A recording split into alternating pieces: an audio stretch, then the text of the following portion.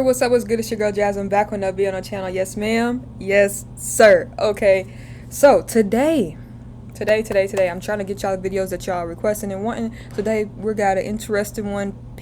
Pistol Pete Maravich, is that how we say it? I have heard of him, but I have not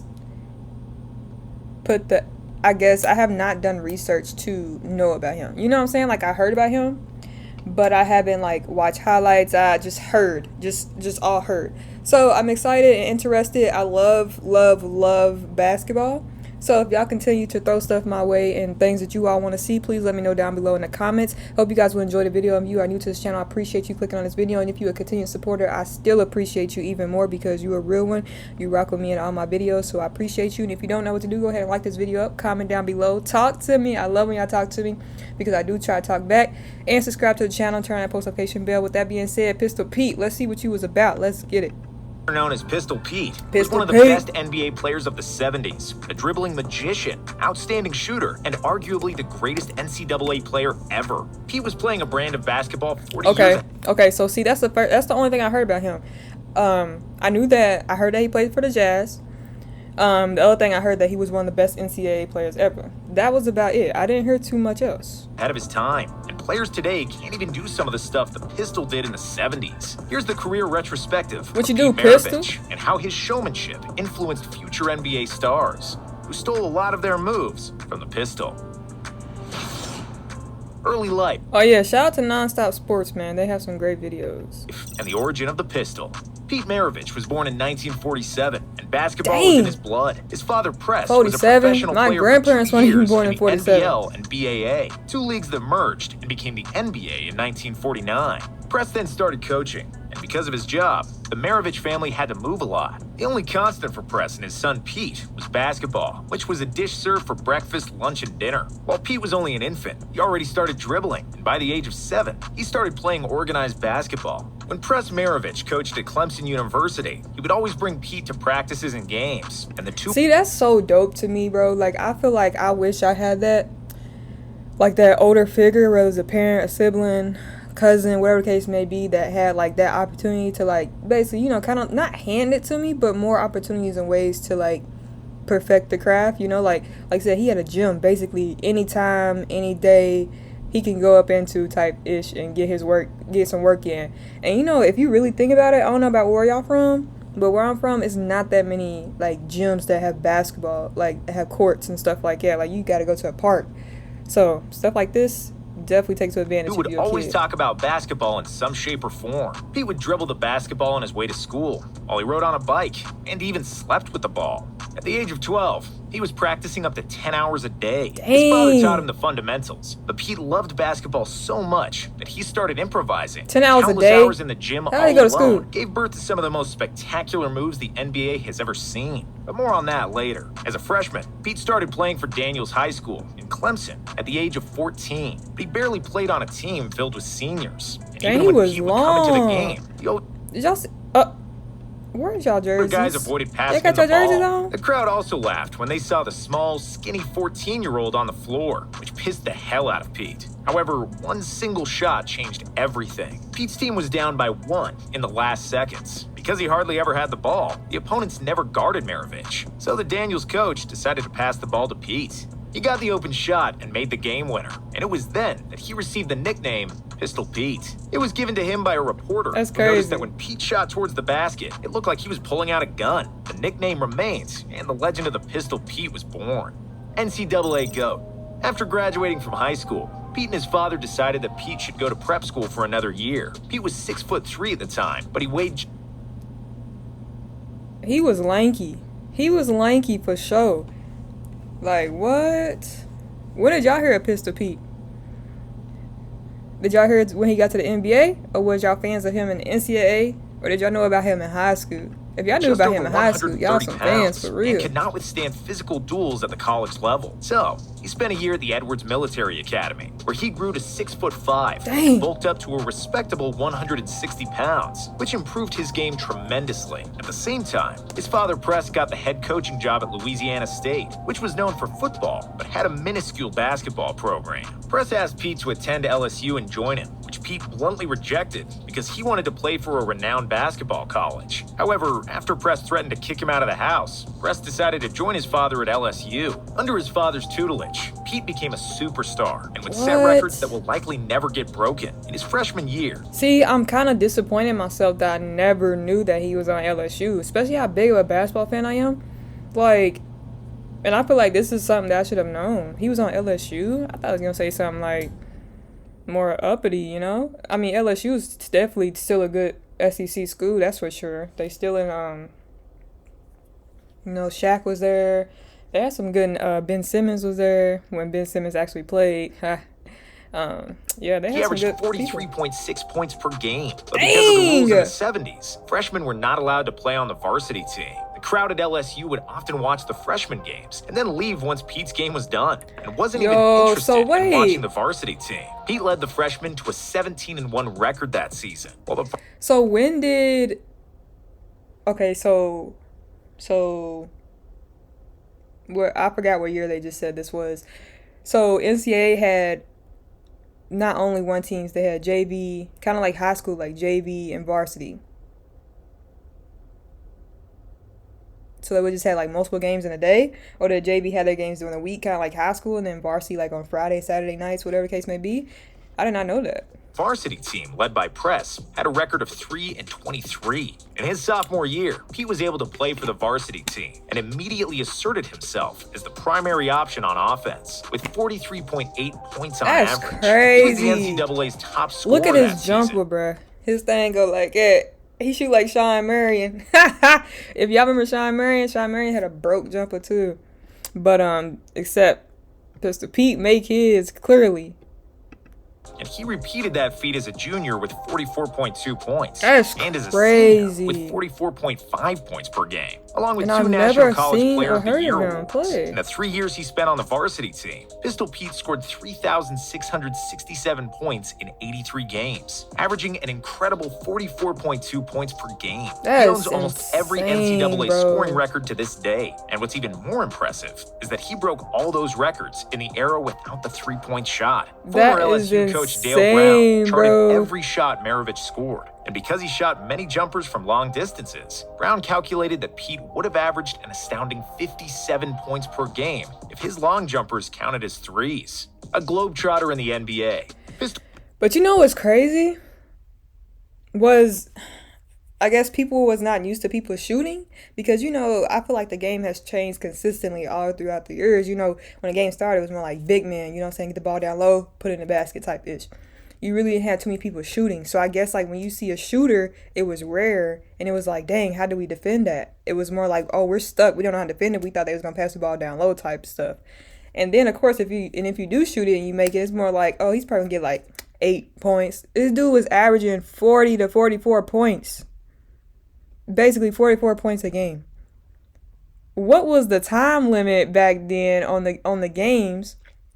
Did they still do halves? Did they do quarters back then? Like, I have so many questions. Like, what? Oh, we got to add. That's cool. That's cool. I do like supporting other people. Yo, people ask me this all the time. Like, why don't I get premium? Or, like, why don't I skip the ads? First of all, are you going to pay for the premium? No, I'm just kidding. But, no, seriously. First of all, I just like supporting people. I know a certain click on the video. I know a shout out on a video, and I know watching an ad. It's not gonna hurt. It's not gonna hurt. It's not gonna hurt your eyes. It's not gonna hurt you. It's just support for the people, you know. And that's the least you can do for people to support him. And he had plenty of options where to continue his career. He was contacted by half the ABA teams, many NBA teams, but also the Harlem Globetrotters, who offered Maravich $1 million to join them. Maravich dribbled the ball like a Globetrotter. He shot the ball better than all of them, and he knew every basketball trick in the book. $1 million back then? I didn't think at the same time, you name it. I didn't think they had a type of money to be offered back then. He would have been the first white member, but he'd fit right in because of a unique skill set. However, However, his dream was to play in the NBA like his dad, and the That's pistol dope. was selected with the 3rd pick by the Atlanta Hawks in the stacked 1970 NBA draft. In the rookie season, Maravich was under tremendous pressure after signing a contract worth nearly $2 million for 5 seasons. At the time, the largest contract in NBA history. However, he immediately proved that he is one of the best players in the world and that his big contract... $2 million for 5 seasons? That's crazy. But that's big paper back then. That's big paper. I didn't even think they was offering $1 million back then. Because I feel like when Magic got drafted, they talk about some $600K was the most they could give that man. And Magic got drafted late in the 70s. Pistol Pete, this is 70. Talking about $2 million for 5 seasons. Contract is justified. Maravich averaged 23.2 points and 4.4 assists per game as a rookie, which was the 8th best scoring output that season. The second season was supposed to confirm Pistol's superstar status, but he contracted mononucleosis, which caused him to lose 20 pounds. As a result, Pete missed 16 games. The illness slowed him down to 19.3 points per game. But Pistol Pete would bounce back in his 3rd season, averaging 26 points and 7 assists per game, making his first All-Star team. And his 4th and final season with the Hawks, he was the 2nd best scorer in the league with 27.7 points per game. But the Hawks played miserably and didn't even make the playoffs after 3 straight first-round playoff exits. We got the Jazz. Timeout. So I got timeout. So I got a question for y'all. So y'all know Atlanta made the playoffs not this year but last year. Was that the first time they made playoffs since Pistol Pete? Or had they made playoffs before then? Nah, they had to make it before then because Atlanta had what's his name? Dominique Wilkins. There's some other players too. So they should have definitely made it before then. Never mind. New Orleans Jazz joined the NBA in 1974, and in the expansion draft, they acquired Maravich from the Hawks for 2 players and 4 draft picks. By doing so, they signed the local hero, considering that the Jazz Arena was less than 100 miles away from LSU. Joining a newly established franchise is it really? Sword. I did not know that. He learned that the hard way. Yes, he was a beloved superstar, and all the fans wanted to see him play. But on the flip side, the New Orleans Jazz wasn't any good, just like most new teams are. New Orleans. The Jazz was in New Orleans? Is that true? Is that why he's saying New Orleans Jazz? The Jazz, they was never always in Utah? I'm learning so much today because WTF, what? The Jazz didn't make the playoffs until 1984, 5 seasons after Maravich left the team and their relocation to Utah. But even though he never made the playoffs, That's crazy. Pistol Pete was playing the basketball of his life with the Jazz. As one of the most unstoppable Utah players Jazz in the sound league, better anyway he than averaged New Orleans 25.2 Jazz. points and 5.6 assists in 5.5 seasons with the franchise, during which he led the NBA in scoring with 31 points per game in 1977, along with 3 All-Star appearances. And what's crazy is he's doing the moves that other other superstar NBA players do, right?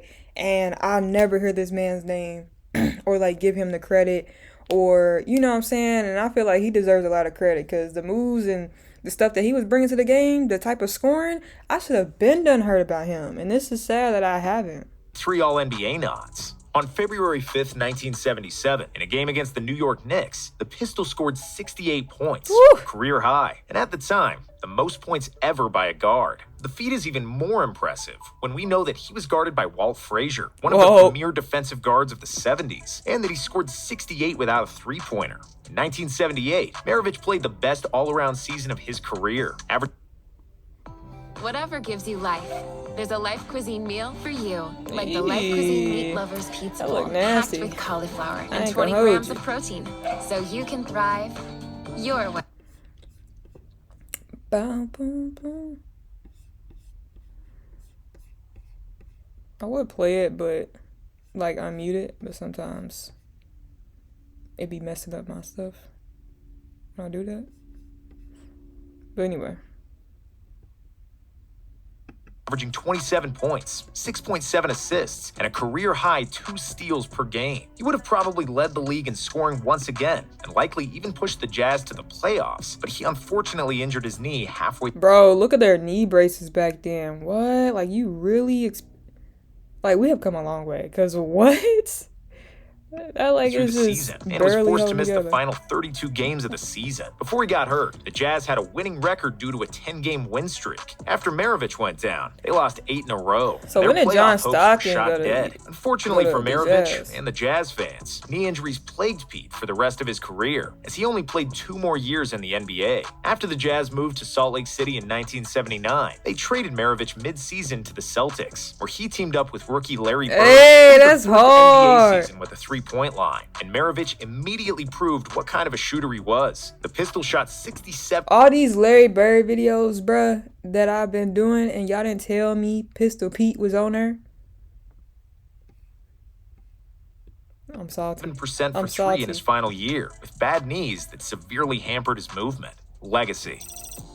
Pistol Pete was a basketball savant, and he played basketball 30 or 40 years ahead of his time. At the time of his retirement, he had by far the best handles in NBA history, and many of the greatest ball handlers took many pages out of Pete's ball handling book. Clearly. He was a trendsetter that inspired generations, and if your favorite ball handler didn't learn from the pistol, they likely stole some moves from someone who stole from Pete. That mellow ball underhand full court pass, Maravich did that in the 70s. Magic Johnson's around-the-back defender freeze and then pass, Maravich did that too.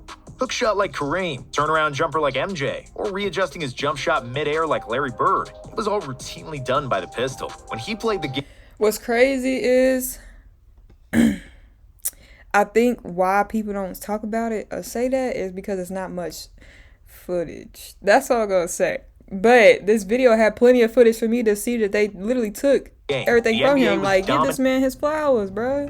Dominated by centers like Wilt Chamberlain and Kareem, and guards like him were unicorns. Other than that's Jerry what I West, said. Nobody else attempted that many jump shots, let alone made them with great accuracy. With an unbelievable floater and layup game, finishing with both hands, killer handles, and the ability to both score and pass. That's Pistol dope. Pete is most often compared to Steve Nash, Okay. a guy who came to the NBA 16 years after Maravich retired. Flashy. If he played in a 3-point era, he would likely average around 30 points per game, and if he played in a better team, he could have easily been an MVP multiple times and won a few championships. However, Pete didn't have the best of luck in his career and life. In one interview in 1974, Pete said, "I don't want to play in the NBA for 10 years and then die of a heart attack at 40. But unfortunately, that's precisely what happened. His NBA career was cut short after 10 years due to knee injuries. And in 9 of 10 seasons, his teams had a losing record. And then in 1988, almost like he predicted it, he died of a heart attack at the age of 40 when he was playing pickup basketball. An autopsy...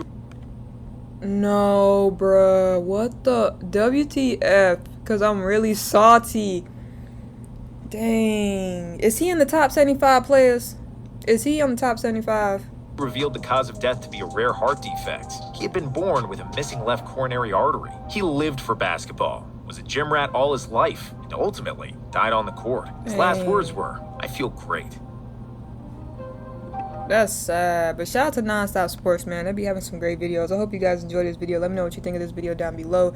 Let me know any other videos you'd like to see me do. What you think of Pistol Pete. Talk to me. Because if you've been a fan, if you never heard of him, and it's just all new to you like me, talk to me down below. If you've been knowing him, if you're a fan of him, let me know. When did you become a fan? What do you like about him?